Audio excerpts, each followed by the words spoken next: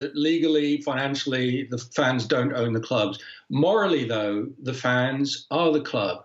You know, what is Manchester United? Most fans and players and coaches and people in the game would say it's a community organization that has existed for 120 odd years to serve its community, and its purpose is that and is not money making.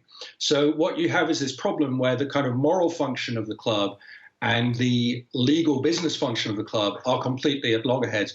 It's now very hard for clubs to buy these fans because the amounts of money involved are so large. There were attempts by very rich Manchester United fans to put together enough money to buy out the Glazers. But you'd need something at the time, this is 10 years ago, like £2 billion. It's very hard to find fans who can put all that together.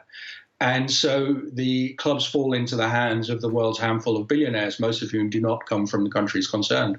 And we're talking about red ink a minute ago. The debt among the big clubs, Simon, is huge. Barcelona currently holds the crown, nearly 1.2 billion euros. Yeah. Not far behind, though, is Spurs. I'm not concerned about any of that. Why is that? Look at this in these numbers. They're huge. Yeah. Debt equity. Well, Spurs is mostly because they built a stadium. I mean, you know, if you take out a mortgage on a flat, you will have a lot of debt.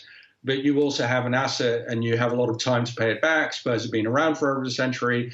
They're not going to disappear anytime soon. So they don't really have trouble paying back the mortgage. Football, for all its history, most clubs have been loss-making. And they survive because the function isn't to make a profit. The function is more or less to be solvent. Creditors get wiped out. Never lend any money to a football club because they will survive and you will not get your money back.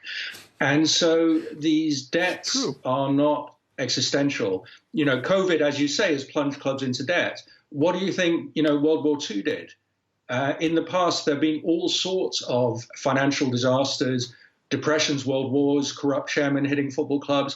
And pretty much every single club in England that existed 100 years ago is still here. Football clubs almost never go bankrupt, and they won't go bankrupt during COVID.